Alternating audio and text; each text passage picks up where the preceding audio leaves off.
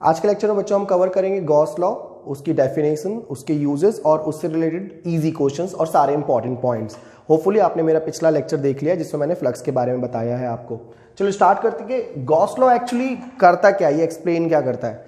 हमेशा याद रखो बच्चों, गॉस लॉ किसी सरफेस से जाने वाली number of electric field lines या इलेक्ट्रिक फील्ड को उस बंद सरफेस के अंदर प्रेजेंट चार्ज से कोरिलेट करता है। ओके, तो काम क्या है इसका, it correlate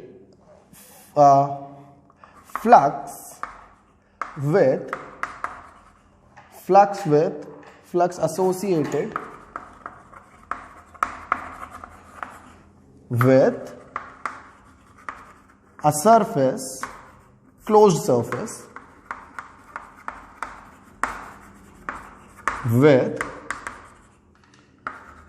with charge enclosed by surface।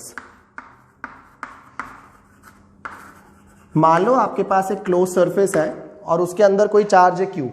Suppose you have a close surface और उसके अंदर है कोई चार्ज Q। अब पॉजिटिव चार्ज से मैंने लास्ट लेक्चर में बताया था आपको कि इलेक्ट्रिक फील्ड लाइंस बाहर निकलती हैं और number of electric field line is proportional to flux, right. तो जितनी ज्यादा लाइंस होंगी उतना ज्यादा फ्लक्स होगा। ये लॉ हमें बताता है कि ये जो फ्लक्स है ना, नंबर ऑफ लाइंस, वो इस चार्ज के साथ किस तरह से रिलेटेड है। ओके, तो फिर इसकी डेफिनेशन क्या होगी। जैसे अभी मैंने एक बार फिर से बता देता हूं, इस बंद सरफेस से जाने वाली जो number of electric field line है that is flux. How flux is related to Q. अब फ्लक्स किससे, इस बंद सरफेस से। This is called closed surface, closed surface. अब ये आप पूछेंगे क्लोज सरफेस किसकी है, मेटल की है, नॉन मेटल की है, कुछ भी हो सकती है। मेटल भी हो सकती है, नॉन मेटल भी हो सकती है और इमेजिनरी भी हो सकती है। ठीक है, इसके बारे में हम धीरे धीरे सीखेंगे। चलो अब हमारा अगला सवाल है कि डेफिनेशन, किसका कोई डेफिनेशन है, स्टेटमेंट है। हाँ है, बिल्कुल है। देखना, flux associated with a closed surface is equal to 1 by epsilon times of charge enclosed in that surface। देखो, किसी भी सरफेस से जो जाने वाला फ्लक्स है, किसी भी बंद सरफेस से जो जाने वाला फ्लक्स है, वो Q को अगर 1 बाय एप्सिलॉन से मल्टीप्लाई कर दो तो उसके बराबर होता है। ठीक है, जैसे मैं बता दूं, फ्लक्स को हम फाई से रिप्रेजेंट करते हैं, राइट। इसके अंदर Q चार्ज है, तो इस बंद सरफेस से जाने वाला फ्लक्स हो जाएगा बच्चों 1 bye epsilon not into Q। ये हो गया फ्लक्स इस सरफेस से, क्योंकि इस सरफेस के अंदर कौन सा चार्ज बंद है, Q, और इससे जो जाने वाला फ्लक्स है बच्चों उसे हम फाई से रिप्रेजेंट करते हैं। तो अकॉर्डिंग टू डेफिनेशन फ्लक्स हो जाएगा एनक्लोज चार्ज अपॉन एप्सिलॉन। हमेशा याद रखो और इसको ऐसे याद रख लेते हैं, flux is charge enclose divided by epsilon not. Okay, hopefully आपको ये दोनों चीजें समझ आएंगी। फ्लक्स बताता क्या है, फ्लक्स का काम क्या है, गॉस लॉ का काम क्या है। गॉस लॉ किसी भी बंद सरफेस से एसोसिएटेड फ्लक्स को उस बंद सरफेस के अंदर चार्ज से कोरिलेट करता है। ठीक है, अब किस तरह से कोरिलेट करता है, इस तरह से अगर आप बंद चार्ज को 1 बाय एप्सिलॉन से मल्टीप्लाई कर दें तो आपको फ्लक्स मिल जाता है, right. This is Gauss law, this is definition and this is what it do actually. Okay, अब हम यहां बात करते हैं हम इसको क्यों सीख रहे हैं, गॉस लॉ की हमें जरूरत क्या है। देखो बच्चों, इसके बहुत सारे यूजेस हैं। सबसे इंपॉर्टेंट यूज है गॉस लॉ का कि हम गॉस लॉ का यूज करके किसी भी सरफेस से एसोसिएटेड इलेक्ट्रिक फील्ड कैलकुलेट कर सकते हैं। ठीक है, तो इसका सबसे इंपॉर्टेंट यूज है we can calculate electric field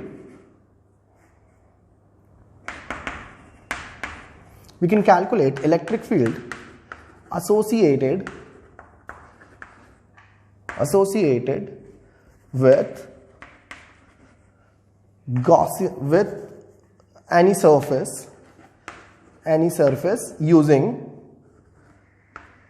using Gauss law. अगर हम इस लॉ का यूज करें, इस लॉ का यूज करके हम किसी भी बंद सरफेस से एसोसिएटेड, किसी भी पर्टिकुलर सरफेस से एसोसिएटेड इलेक्ट्रिक फील्ड कैलकुलेट कर सकते हैं। जैसे electric field due to point charge, electric field due to sphere, electric field due to linear charge, Gauss law की मदद से बहुत आसानी से कर सकते हैं। कुछ इसके लिमिटेशंस है, धीरे धीरे बात करेंगे। तो फिर से समझते हैं डेफिनेशन क्या है, करता क्या है, फ्लक्स को चार्ज एनक्लोज से कोरिलेट करता है। डेफिनेशन क्या है, flux associated with a close surface is equal to 1 by epsilon times of charge enclosed by that surface। अब ये सरफेस क्या है, 2D है, 3D है, धीरे धीरे पता चलेगा 3D सरफेस है, ठीक है। अब यहां बात करते हैं यूज क्या है, इलेक्ट्रिक फील्ड फाइंड कर सकते हैं और बहुत सारे एप्लीकेशन है और एग्जाम में भी आएगा ही आएगा।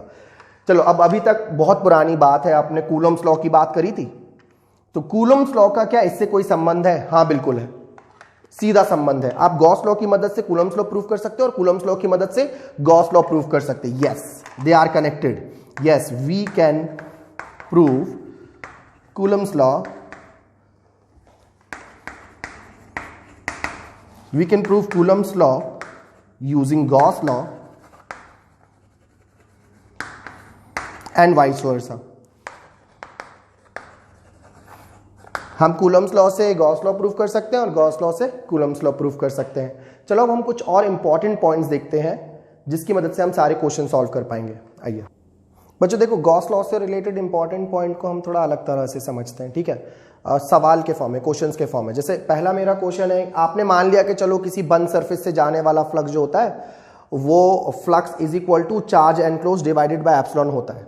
तो आपके मन में बहुत सारे सवाल आ रहे होंगे कि जो बंद सरफेस है वो कैसी हो सकती है। सुनो, बंद सरफेस कैसी भी हो सकती है। देखना, ये यहाँ पे स्फेयर है, स्फेयर के अंदर क्यू चार्ज है, कितना फ्लक्स जा रहा है, क्यू बाय एप्सिलॉन नॉट। उसके बाद मैंने आपको एक सिलेंडर बना के दिखाया, सिलेंडर के अंदर कितना चार्ज है, क्यू, और सिलेंडर से जाने वाला फ्लक्स कितना है, वो भी क्यू बाय एप्सिलॉन नॉट। उसके बाद मैंने एक क्यूब बना दिया, क्यूब के अंदर भी क्यू चार्ज है, आपको दिख रहा होगा, इससे जाने वाला फ्लक्स भी वही है, देखो ध्यान से। उसके बाद मैंने एक आलू जैसा शेप बना दिया, है तो बंद ना, बंद सरफेस कैसी भी हो फ्लक्स होता है क्यू बाय एप्सिलॉन नॉट। हाँ, और आप ये जो सरफेस है ना, गॉसियन सरफेस कहते हैं हम इसे, आप इसे एज्यूम भी कर सकते हैं, इमेजिन भी कर सकते हैं। आपका इमेजिनेशन जैसा हो ना वैसी सरफेस मान लो, लेकिन बंद होनी चाहिए, 3D होनी चाहिए। समझ गए? तो जो फिर से एक बार क्वेश्चन पढ़ते हैं, क्या does flux through Gaussian surface depends on the size and shape of the surface? No, surface कितनी भी बड़ी हो और कैसे भी शेप की हो, फ्लक्स को फर्क नहीं पड़ता। रिमेंबर, फ्लक्स की बात कर रहा हूं मैं, फ्लक्स को फर्क नहीं पड़ता। लेकिन जब गॉस लॉ का यूज करके इलेक्ट्रिक फील्ड निकालेंगे ना तो उस पर फर्क पड़ जाएगा। I am talking about flux associated with a close surface. Okay, flux associated with a close surface is independent from size and shape of the surface. Remember. Now let's talk about second point, to apply Gauss law can we make imaginary surface. इसी में मेरा जवाब था। Gauss law apply कब कर सकते हो आप? आपको अभी तक समझ में आ गया कि मैंने बार बार एक शब्द यूज किया है कि गॉस लॉ हमें बंद सरफेस से जाने वाला फ्लक्स देता है, बंद सरफेस से जाने वाला फ्लक्स देता है, ठीक है। अब मान लो आपका कोई क्वेश्चन ऐसा दिया है जिसमें एक आधा हेमीस्फेयर है और हेमीस्फेयर के फेस पे क्यू चार्ज रखा है और इस पोर्शन से जाने वाला फ्लक्स पूछ रहे हैं, है ना। तो क्या आप गॉस लॉ लगा पाओगे?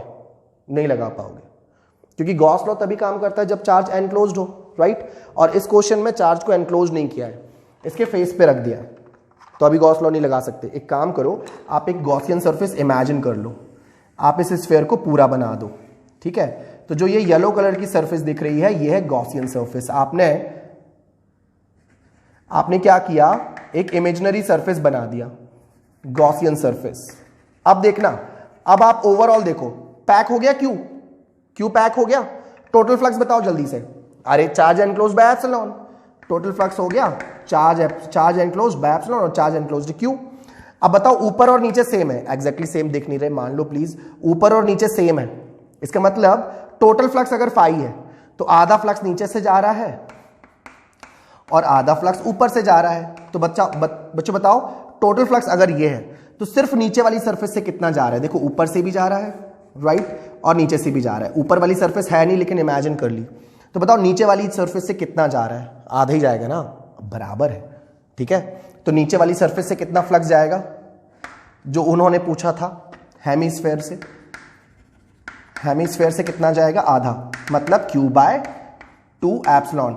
हमेशा याद रखो कि अगर क्वेश्चन में चार्ज को एनक्लोज नहीं दिया है, बंद चार्ज नहीं है, तो तुम एक ऐसी सरफेस बना लेना जिससे चार्ज बंद हो जाए, ठीक है। जैसी मर्जी वैसी एज्यूम कर सकते हैं। चलो अब तीसरा क्वेश्चन देखते हैं कि बंद सरफेस से जाने वाला फ्लक्स सरफेस के बाहर प्रेजेंट चार्ज पे डिपेंड करता है।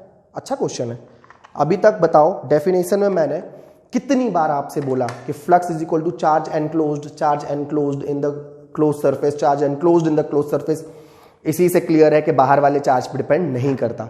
देखना, मान लो एक सरफेस है इस तरह से, इसके अंदर बहुत सारे चार्जेस हैं Q1, Q2, Q3 और एक चार्ज है बाहर Q4। तो इस बंद सरफेस से जो जाने वाला फ्लक्स होगा ना, वो टोटल चार्ज एनक्लोज ले लेंगे Q1, Q2, Q3 divide by epsilon not. देखो Q4 को जगह मिली क्या? नहीं मिली। क्यों? Q4 को इसलिए जगह नहीं मिली बच्चों, क्योंकि जब Q1, Q2 और Q3 से लाइंस जा रही थी तो उन्होंने सरफेस को एक ही बार कट किया। देखना ध्यान से, Q1, Q2 और Q3 से मान लो एक एक लाइन जा रही है और इन तीनों लाइंस ने इस बंद सरफेस को कितनी बार कट करा? देखो एक बार कट करा। लेकिन वहीं अगर Q4 से कोई लाइन जा रही होती तो Q4 से जाने वाली लाइन सरफेस को कितनी बार कट कर रही है?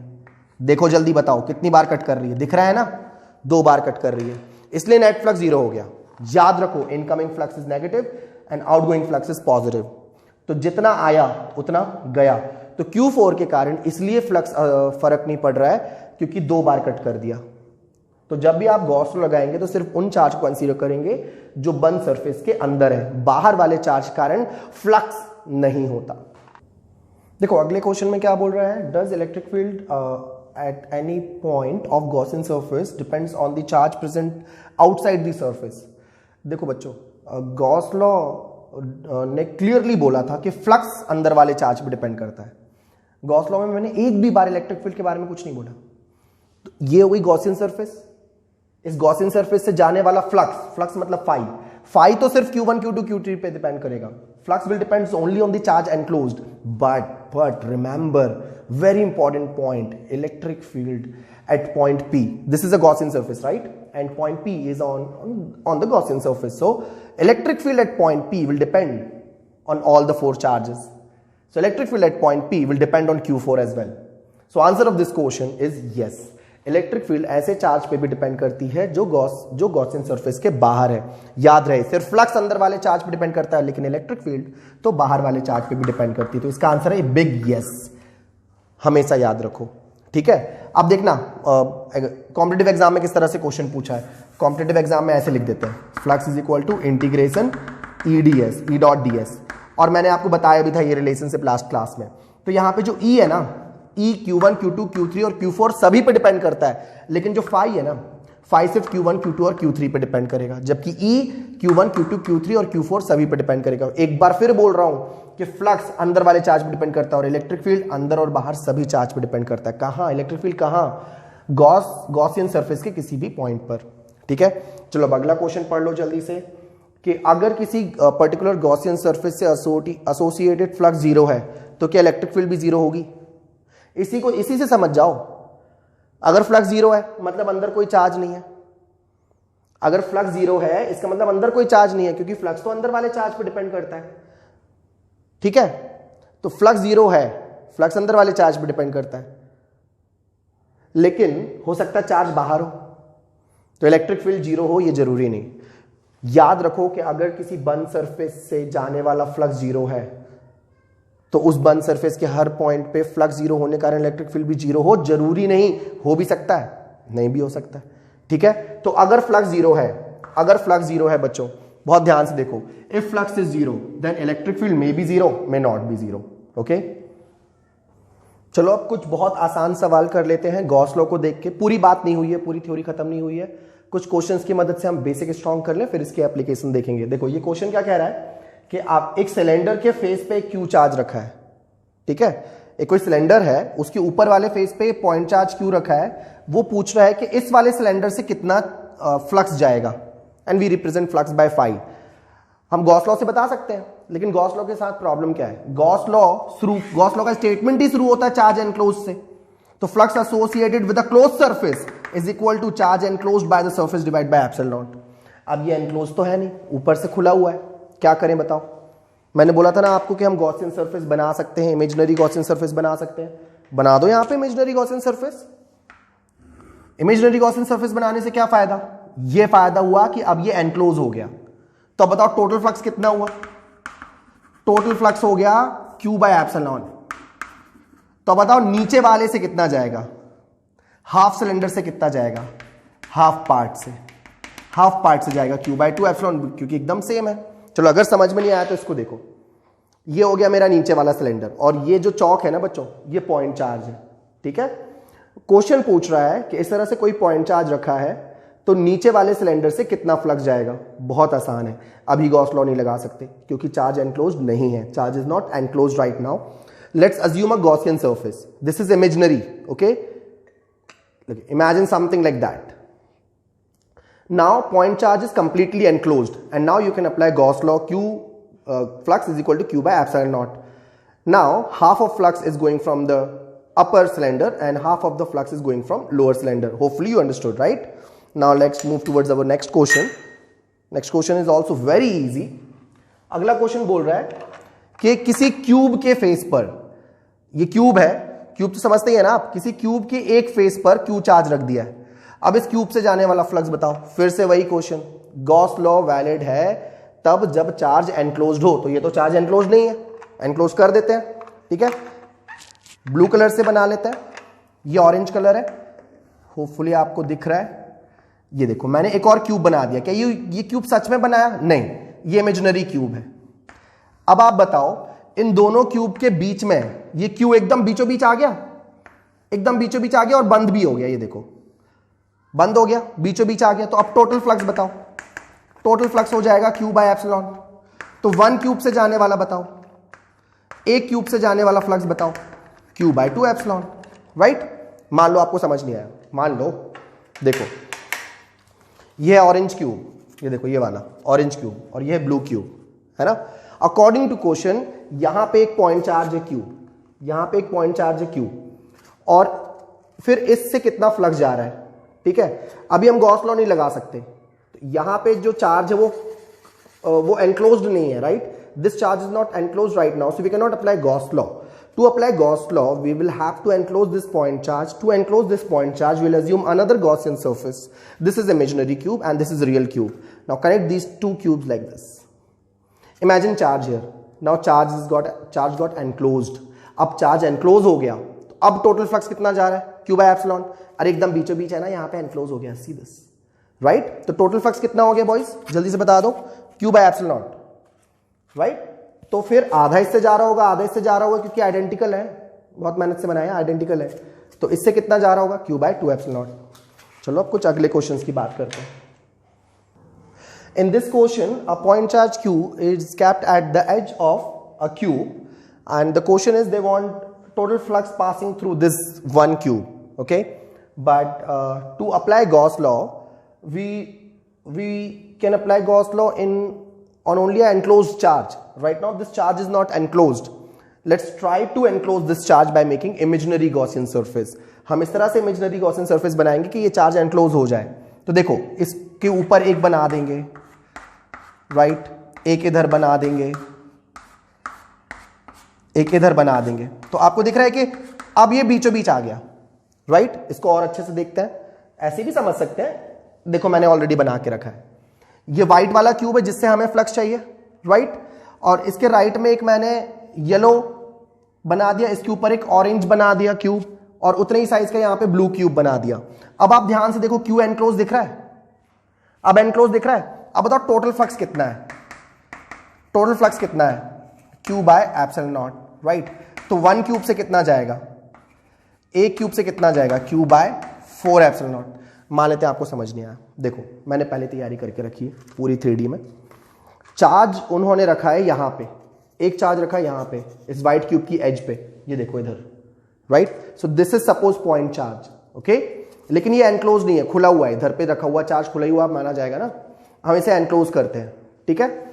इसके यहां पे हमने एक ऑरेंज बना दिया, सॉरी येलो है, ये देखो ये रख दिया क्यूब, ये व्हाइट वाला पहले से था, येलो वाला ये रख दिया, इसके ऊपर ऑरेंज क्यूब रख दिया। अभी भी इधर से खुला है, राइट, इधर से अभी भी खुला है। अब देखो, अब जो चार्ज वहां बीच में था वो चारों तरफ से एनक्लोज्ड हो गया, तो टोटल फ्लक्स कितना हो गया? ये लेकिन ये फ्लक्स कितने क्यूब से जा रहा है भैया, गिनो, एक दो तीन चार, 4 क्यूब से जा रहा है। अगर 4 क्यूब से इतना फ्लक्स है तो 1 क्यूब से कितना होगा, इसका 1/4, राइट। होपफुली यू अंडरस्टूड कि व्हाइट वाले क्यूब से कितना फ्लक्स जा रहा है, व्हाइट वाले क्यूब से जाने वाला जो फ्लक्स है वो है Q/4ε0। Hopefully you understood. In this question, charge is kept at the corner of the cube zone now, and they want flux through this one cube, right? Again, we cannot apply Gauss law directly, because to apply Gauss law we need a charge enclosed by the surface, right? अब हमको इसको ऐसे enclose करना पड़ेगा कि ये बीचों बीच आ जाए। अब अगर इसको बीचों बीच लाना है तो आप बताइए कितने और क्यूब बनाओगे कि ये बीचों बीच आ जाए। कम से कम 8 और बनाने पड़ेंगे, 4 तो यहाँ नीचे ही बनाने पड़ेंगे, 4 क्यूब तो यहाँ नीचे ही बनाने पड़ेंगे, एक इधर पीछे, ये देखो इस तरह से, एक क्यूब पीछे बना दिया, समझ लो ग्राउंड फ्लोर पे 4 रूम है इस तरह से, फिर एक इसके साइड में इधर, देखो इस तरह से आपको ये, तो ये 4 रूम तो नीचे ही बने, लेकिन अभी भी पूरी तरह से एनक्लोज नहीं है। आप देखें, होपफुली आपको 4 क्यूब नीचे दिख रहे हैं, बट स्टिल ऊपर से पूरा खाली है। तो एकदम बीचों बीच में लाने के लिए 4 और कितने क्यूब बनाओगे, 4 और क्यूब बना दोगे, राइट। नीचे 4 है, नीचे 4 और बना दोगे तो देखो ऐसा कुछ दिखेगा। मैंने टाइम बचाने के लिए पहले ही बना के रखे थे। नीचे 4 क्यूब है और ऊपर भी 4 क्यूब है, टोटल 8 क्यूब है। टोटल 8 क्यूब्स है तो कितना फ्लक्स जाएगा, टोटल फ्लक्स कितना है, Q/ε, sorry small Q/ε 8 cube में से, और सारे के सारे आइडेंटिकल। टोटल फ्लक्स इतना है, 8 क्यूब में से इतना है, तो 1 क्यूब में से कितना जाएगा, 1 क्यूब में से कितना जाएगा, Q/8ε। ठीक है, इसकी मैंने कुछ और तैयारी भी की है बच्चों, देखना ध्यान से। ये देखो मैंने 8 क्यूब पहले ही बना के रखे हैं जिससे मैं आपको समझा पाऊं। अब क्वेश्चन के अकॉर्डिंग चार्ज किसी एक क्यूब के कॉर्नर पे रखा है, ठीक है, इधर कॉर्नर पे, और उसको हमें एनक्लोज करना है। देखिएगा मैंने कैसे एनक्लोज किया है धीरे धीरे, ठीक है। ओके, सपोज इस क्यूब के कॉर्नर पे चार्ज रखा है, ठीक है, इधर पर। फिर मैंने उसको एनक्लोज करने की कोशिश की, इधर एक क्यूब बना दिया, एक क्यूब इधर रख दिया, बहुत ध्यान से देखिएगा, एक क्यूब यहां रख दिया, तो चार्ज अभी भी इधर है, इधर पर चार्ज है, यहां देखो अभी भी चार्ज एनक्लोज नहीं है, राइट। चार्ज को एनक्लोज करने के लिए क्या करेंगे आप, ऊपर भी 4 क्यूब बना देंगे, बिल्कुल इसी तरह से। देखिए ध्यान से, बिल्कुल बराबर क्यूब्स मैंने बनाने की कोशिश की है, इस तरह से। ये देखें, अब चार्ज हर तरफ से एनक्लोज हो गया है। ये देखें, ध्यान दें, हमारे पास टोटल 8 क्यूब्स हैं, सभी क्यूब को अलग अलग कलर किया है। ये देखो, हमने 8 बराबर क्यूब से चार्ज को एनक्लोज कर दिया है। अब चार्ज इन 8 क्यूब के एकदम बीचों बीच है, ठीक है, तो चार्ज एकदम पूरी तरह से एनक्लोज हो गया इन 8 क्यूब्स में। तो टोटल फ्लक्स कितना हो गया, 8 क्यूब से टोटल फ्लक्स इतना हो गया, तो 1 क्यूब से कितना होगा, इतना होगा, ठीक है बच्चों। इस क्वेश्चन में क्या है, पिछले क्वेश्चन जैसे ही है, बट इस बार भी कॉर्नर में ही चार्ज रखा है, देखें, लेकिन इस बार उन्हें चाहिए फ्लक्स क्यूब से नहीं, क्यूब की हर एक फेस से, ईच फेस से, एक फेस से फ्लक्स चाहिए। अब देखो क्यूब में कितने फेसेस होते हैं, 6 होते हैं, ठीक है, 1 2 3 4 5 और एक नीचे वाला 6 फेसेस होते हैं क्यूब से। और अभी हमने ये क्वेश्चन करा कि जब आप कॉर्नर पे चार्ज को रख देते हैं तो क्यूब से जाने वाला जो फ्लक्स होता है, जो टोटल एक क्यूब से जाने वाला फ्लक्स है, वो है Q/8ε0, राइट।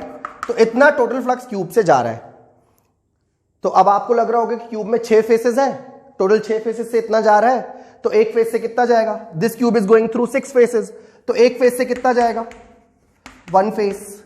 आप 1/6 से डिवाइड कर दोगे इसको, और फिर ये हो जाएगा गलत, है ना, ये हो गया गलत, 48 हो जाएगा ना।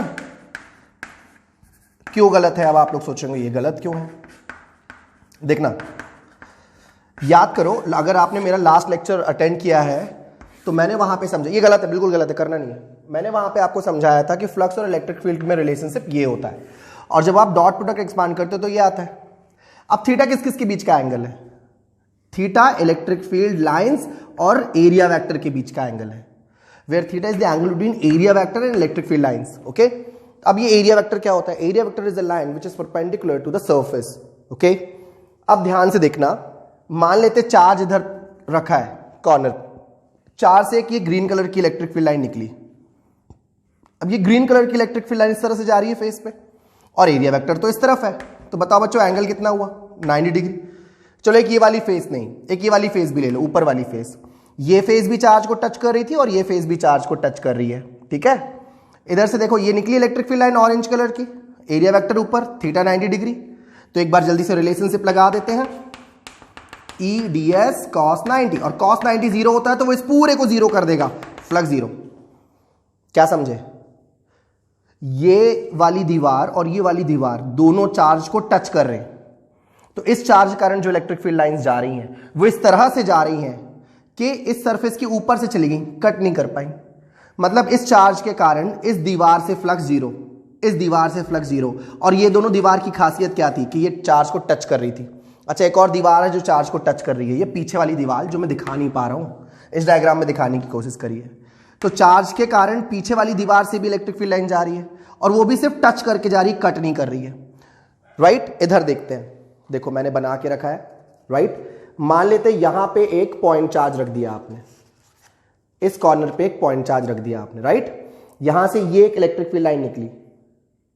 ठीक है, अच्छा ये पैरेलल निकल गई टच करते हुए, ये एरिया वेक्टर है, एंगल 90 डिग्री आ गया, एंगल 90 डिग्री आ गया। तो इस वाली दीवार से फ्लक्स जीरो हो गया, cos 90 जीरो, और इस वाली दीवार से भी तो जीरो हो गया, इस वाली दीवार से भी जीरो हो गया।